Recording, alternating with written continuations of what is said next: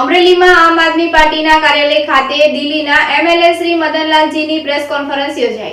અમરેલી શહેરના જૂના માર્કેટ યાર્ડમાં આવેલ આમ આદમી પાર્ટી કાર્યાલય ખાતે દિલ્હીના એમએલએ શ્રી મદનલાલજીની પ્રેસ કોન્ફરન્સ યોજાઈ।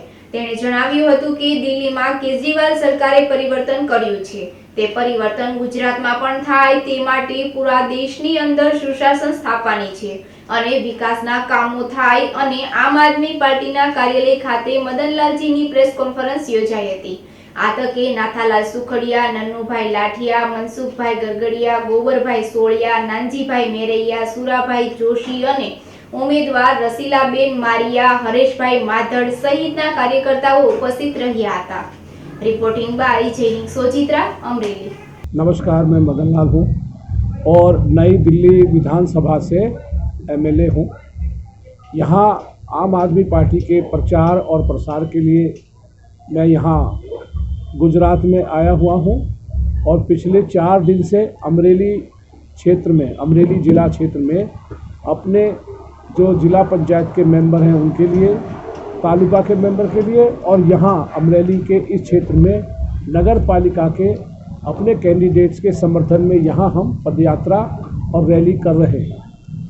हमें उम्मीद है कि जो दिल्ली में केजरीवाल जी की सरकार ने किया है, हम उसी मॉडल को यहाँ गुजरात में लाना चाहते हैं और लोगों की इच्छा है कि दिल्ली में जो परिवर्तन केजरीवाल जी ने किया है वो परिवर्तन गुजरात में भी होना चाहिए।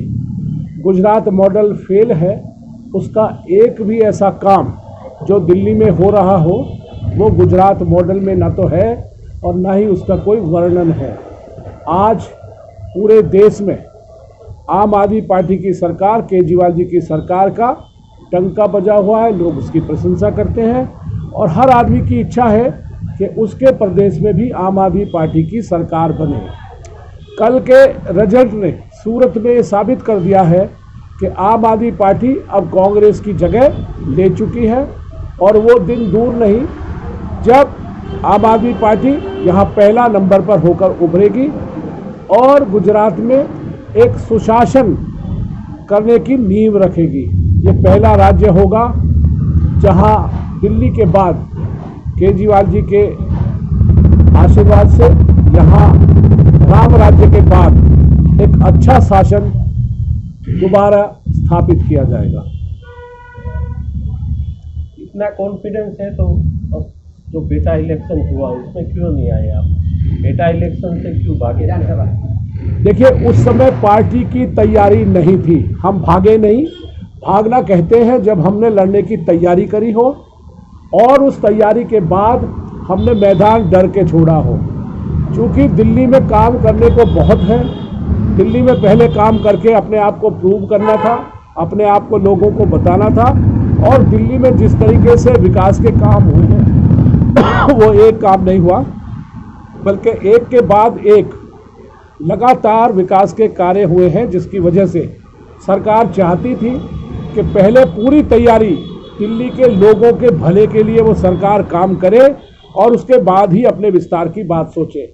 अब चूंकि दिल्ली में हमने अपने आप को प्रूव कर दिया है और ये साबित कर दिया है कि दिल्ली सरकार ही पूरे हिंदुस्तान में एकमात्र ऐसी सरकार है जो लोगों की भलाई के लिए काम कर रही है और उसी की वजह आज कि दिल्ली में 20,000 लीटर पानी दिल्ली के निवासियों को, भले ही सरकार दूसरे राज्यों से पानी खरीद रही हो, मुफ्त दे रही है। बिजली 200 यूनिट हर नागरिक को, जो 200 यूनिट से नीचे बिजली खर्च कर रहा है उसे 200 यूनिट बिजली बिल्कुल माफ़ मिल रही है, उसका कोई खर्चा नहीं आता और 200 यूनिट के बाद अगर कोई बिजली इस्तेमाल करता है तो उसका खर्चा 2.5 रुपया प्रति यूनिट होता है। अगर इसी बिजली को आप देखें तो गुजरात जैसा राज्य जो सबसे ज़्यादा बिजली पैदा करता हो और दिल्ली जैसे राज्यों को बिजली सप्लाई करता हो, वो गुजरात में बिजली का दाम लोगों के लिए 7 रुपया और जहां बिजली लोग खरीद कर ले रहे हैं जैसे दिल्ली राज्य है, वहां दिल्ली सरकार दे रही है बिजली 2.5 रुपया। यही नहीं, 2.5 रुपया से पहले दिल्ली के नागरिकों को 200 यूनिट बिजली मुफ्त दी जा रही है। वहां दिल्ली के सारे सरकारी स्कूलों में शिक्षा मुफ्त हो गई है। दिल्ली ने अपनी ईमानदारी से अपने 2014-15 का बजट यानी आय जो 34,790 करोड़ रुपया थी, अभी 2020-21 में उसको बढ़ाकर 65,000 करोड़ कर दिया है, यानी कि लगभग दुगना। ये केवल और केवल अरविंद केजरीवाल जी की ईमानदारी की वजह से हुआ है, क्योंकि अब दिल्ली का उद्योगपति, दिल्ली का टैक्स पेयर ईमानदारी से टैक्स पे कर रहा है। और जो भ्रष्ट अधिकारी हैं, जो पहले 60 गांठ कर टैक्स की चोरी करवाने में मदद करते थे, अब वो डरने लगे हैं और उन्होंने ये काम बंद कर दिया है। दिल्ली की आय बढ़ने के साथ ही साथ दिल्ली सरकार ने अपने लोगों की भलाई के लिए लोगों के ऐसे ऐसे काम करने शुरू कर दिए जिससे उनकी आय बढ़े। हम भले ही मोदी जी की तरह 15 लाख रुपया लोगों की जेब में नहीं दे पाए हों, यहाँ तो मिले होंगे, पर हमने लोगों को उनकी आय बढ़ाने के लिए बहुत सारे कार्यक्रम चालू किए हैं, चाहे वो चिकित्सा का हो, शिक्षा का हो। दिल्ली में पानी फ्री है, बिजली 200 यूनिट फ्री है, स्कूल की पूरी शिक्षा फ्री है। स्कूल में 12वीं तक पढ़ने वाला हर विद्यार्थी आज के दिन मुफ्त में शिक्षा पाता है, और वो भी आज के नए जमाने के स्कूलों में जो दिल्ली सरकार ने 15,815 करोड़ रुपए के बजट से दिल्ली के सरकारी स्कूलों की दशा और दिशा दोनों बदल दी है। आज दिल्ली के सरकारी स्कूलों में ब्लैक बोर्ड की जगह डिजिटल बोर्ड बन गए हैं। वहाँ बच्चे कंप्यूटर की मदद से पढ़ते हैं। स्कूल के कमरे बहुत बड़े बन गए हैं, अच्छे बन गए हैं, उनमें बैठने की जगह टेबल और कुर्सी हो गई है।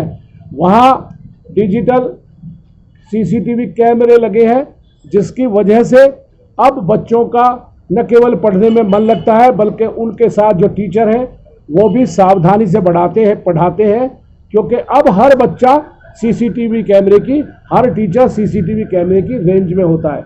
सीसीटीवी कैमरे लगाने का एक बड़ा फायदा ये भी है कि बच्चा जो स्कूल में पढ़ रहा है उसके पेरेंट्स आज के दिन सीसीटीवी के अपने मोबाइल के माध्यम से सीधा क्लास को देख पाते हैं, और वो ये भी देखते हैं कि उनका बच्चा कैसे पढ़ रहा है। दिल्ली के सरकारी स्कूल के टीचर्स को आज के दिन इंग्लैंड की ऑक्सफोर्ड यूनिवर्सिटी में 15-15 दिन की ट्रेनिंग पे भेजा जाता है। हर साल 30 टीचर ऑक्सफोर्ड में ट्रेनिंग लेने के लिए जाते हैं। उसी के साथ एक बड़ा फ़ायदा ये है कि ट्रेनिंग लेते वक्त वो ये लोग जानते हैं, ये पहचानते हैं, ये सीखते हैं कि आखिर इंग्लैंड जो सारी दुनिया पे राजकुरा देश आप कैसे पढ़ाता है, कैसे उसका एजुकेशन सिस्टम है, जिसको वो दिल्ली में भी लागू करते हैं। यही नहीं, दिल्ली के सरकारी स्कूलों में पढ़ने वाले बच्चों को भी अब विदेश यात्रा कराई जाती है, जिससे वो दुनिया के दूसरे देशों के शिक्षण को पहचाने और उसको अपने यहाँ अपनाएं। दिल्ली में शिक्षा मुफ्त के साथ साथ 12वीं क्लास में पढ़ने के बाद जब बच्चा कोई बड़ी क्लास की तैयारी करता है, कोई बड़े कोर्स की तैयारी करता है, कोई कंपटीशन की तैयारी करता है, तो दिल्ली सरकार ने ऐसे इंस्टीट्यूट्स की एक लिस्ट बना रखी है जिनकी कीमत 1.5 लाख, 2 लाख, 2.5 लाख रुपया सालाना होती है, और उसमें वो बच्चा अपना नाम रजिस्टर करे, उसकी सारी फीस केजरीवाल जी देते हैं। यही नहीं, बच्चा अगर बाहर विदेश पढ़ने जाना चाहता है तो उसका सारा खर्चा भी बैंक से लोन के रूप में केजरीवाल जी की सरकार दिलाती है। माँ बाप को उस लोन की गारंटी देने की आवश्यकता नहीं होती। अगर वो बच्चा जब 4 साल 5 साल पढ़ाई करने के बाद पूरा करके दिल्ली वापस आता है तो उसको 1 साल तक अपने माँ बाप के लिए कमाने की स्वतंत्रता होती है। उसके बाद ही वो उस ऋण को जो सामान्य ब्याज होता है, छोटा ब्याज होता है, उसके साथ बैंक को वापस करने की उसकी स्वतंत्रता होती है। और अगर बाई चांस किसी पेंडेमिक के कारण, किसी कोरोना के कारण, किसी इवेंचुअलिटी के कारण, कहीं मुसीबत के कारण बच्चा अगर पढ़ाई पूरी न कर पाए तो वो बच्चे को लोन देने की जिम्मेवारी खत्म हो जाती है। उसकी लोन केजरीवाल जी चुकाते हैं। ये दिल्ली पहला ऐसा राज्य पूरे देश में जहां शिक्षा में इतने ज़्यादा बदलाव हुए हैं। वहाँ चिकित्सा के क्षेत्र में अभूतपूर्व बदलाव। दिल्ली में सरकारी 36 अस्पताल हैं, जिनमें सुपर स्पेशलिटी हॉस्पिटल भी शामिल है। ऐसे अस्पतालों में सारा का सारा दिल्ली के नागरिकों का इलाज मुफ्त होता है, बल्कि दिल्ली के ही नहीं, बाहर के लोग भी जो आते हैं उनका इलाज भी दिल्ली सरकार के अस्पतालों में मुफ्त होता है। और तो और दिल्ली सरकार ने और ज़्यादा लोगों को सहूलियत देने के लिए 451 नए मोहल्ला क्लिनिक खोले हैं। मोहल्ला क्लिनिक अर्थात हर गांव में, हर मोहल्ले में एक छोटी अस्पताल, जहां हर सरकारी डॉक्टर, नर्स, दवाइयाँ फ्री मिलती है। और अगर डॉक्टर को लगे कि आने वाले पेशेंट को किसी बड़ी अस्पताल में जाने की ज़रूरत है तो वो उसे उस अस्पताल में रेफ़र करते हैं, जहां उसका सारा इलाज, सारे टेस्ट और अगर ऑपरेशन की ज़रूरत हो तो वो भी मुफ्त होता है। अगर कहीं पेशेंट को इमरजेंसी हो तो वो माननीय स्वास्थ्य मंत्री को अप्रोच करके एमएलए के थ्रू वो प्राइवेट अस्पताल में भी अपना इलाज करा सकता है, उसका खर्चा भी बिल्कुल जीरो होता है। दिल्ली में लोगों का जीवन सुधार करने के लिए दिल्ली सरकार ने जो न्यूनतम मजदूरी है, जो पहले 9,720 रुपया होती थी, 9,720 रुपये होती थी, उसको बढ़ाकर अपने शासनकाल में 13,350 रुपया कर दिया है, जिसकी वजह से वहाँ जो आम नागरिक है, जो लेबर क्लास है, वो भी अब और ज़्यादा बढ़िया तरीके से अपने जीवन को व्यतीत करती है। 60 साल से ऊपर के सभी बुजुर्गों को दिल्ली में 2,000 रुपया पेंशन मिलती है, उनके खाते में आती है, बिना नागा आती है, और उसमें बिचौलिया की कोई हिस्सेदारी नहीं होती, क्योंकि पैसा सीधा प्रार्थी के बैंक अकाउंट में जाता है। वहाँ विधवा भाई, माँ, बहन, बेटी को 2,500 रुपये की पेंशन मिलती है। उसके अलावा कोई अपंग हो तो 2,500 की पेंशन मिलती है। साथ ही साथ अगर कोई विधवा अपनी बेटी की शादी कर रही है तो पहली 2 बेटियों के लिए सरकार 20-20 हज़ार का अनुदान भी उस विधवा माँ को देती है, जिससे वो अपनी बेटी की शादी कर पाए। यहाँ दिल्ली में पर कैपिटा इनकम, दिल्ली सरकार में केजरीवाल जी के आने से पहले जहाँ 2,70,000 थी, यानी पूरे दिल्ली सरकार के पूरी आय और उसके लोगों को अगर आप डिवीजन में ले आए तो हर आदमी के हिस्से में 2,70,000 आते थे। परंतु केजरीवाल जी की ईमानदारी, मेहनत, लगन और लोगों के लिए जो सुविधाएं बढ़ाई, आज उसकी वजह से दिल्ली में पर कैपिटा इनकम 3,90,000 रुपया है, जो अपने आप में पूरे देश में एक रिकॉर्ड है। आज दिल्ली जितना प्रगति कर रहा है उतनी तेजी से किसी ने प्रगति नहीं की। और सबसे बड़ा अचरज तो यह है कि जिस गुजरात में 7 रुपये बिजली दी जा रही है, वही गुजरात में बिजली का सबसे बड़ा ठेकेदार रिलायंस कंपनी दिल्ली को 2.5 रुपये में बिजली बेचता है, कुल 2.5 रुपये। फिर भी गुजरात में आपकी डिपॉजिट फुल क्यों? सिर्फ सूरत के अलावा कहीं भी आपके उम्मीदवार नहीं है। जिस समय आप पहली बार लड़ते हैं तो ये कम है कि हम सूरत में 27 सीट ले आए हैं। पहली बार में लोगों को विश्वास इतना बड़ा हो गया है। हमने गुजरात में कुछ नहीं किया है, हम गुजरात में अपने आप को आज दिन तक नहीं दिखा पाए थे। हमारी केवल बातों की वजह से आज गुजरात के लोगों को सूरत में इतना बड़ा विश्वास हुआ कि उन्होंने हमें 27 सीटें दी, जो अपने आप में एक बहुत बड़ी जीत है। स्वराज में सूरत एक ही क्यों?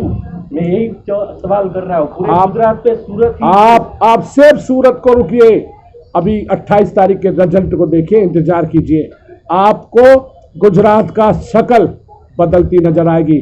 और हमें उम्मीद है कि आने वाले समय में मेजोरिटी आम आदमी पार्टी के प्रत्याशियों की होगी, उन्हीं की जीत होगी, क्योंकि लोगों का अब विश्वास बढ़ने लगा है कि आम आदमी पार्टी बीजेपी और कांग्रेस का विकल्प हो सकती है। इसलिए लोगों को बहुत ज़्यादा उत्साह है।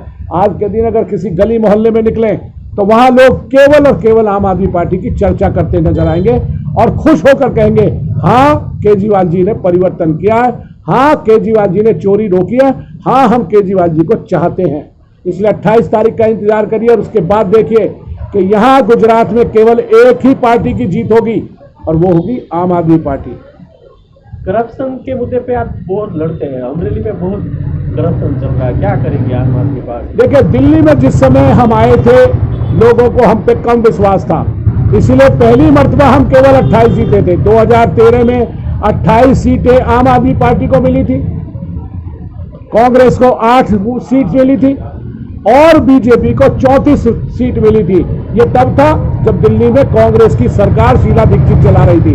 तो लोगों को उस समय भी आम आदमी पार्टी पर उतना विश्वास नहीं था जितना होना सकता था, परंतु लोगों ने कम बहुमत दिया। उसी की वजह थी कि केजरीवाल जी अपनी सरकार को बीच में छोड़ के उन्होंने उसको भंग कर दिया, क्योंकि उन्हें लगा कि जब तक पूरा मैंडेट नहीं होगा, जब तक पूरा बहुमत नहीं होगा, वो लोगों के फायदे की अच्छी स्कीम लागू नहीं कर सकते।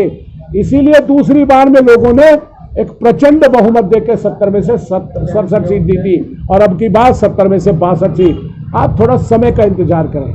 लोगों को अब तक जो भरोसा नहीं था वो सूरत के बाद भरोसा होने लगा है कि लोग अब ये जान गए कि आम आदमी पार्टी बीजेपी और कांग्रेस का विकल्प हो सकती है, क्योंकि कांग्रेस और बीजेपी ने केवल लोगों को लूटा है, फायदा किसी का नहीं किया। बिजली में देख लीजिए आप, दिल्ली यहाँ एक आदमी जो 200 यूनिट बिजली इस्तेमाल करता है, बिजली का सबसे बड़ा उत्पादक होने के बावजूद गुजरात 1400 रुपया वसूल करता है। दिल्ली जो बिजली खरीदता है वो दिल्ली में 200 यूनिट आदमियों को मुफ्त देता है और उसके बाद भी 2.5 रुपया देता है। तो ये केजरीवाल मॉडल है।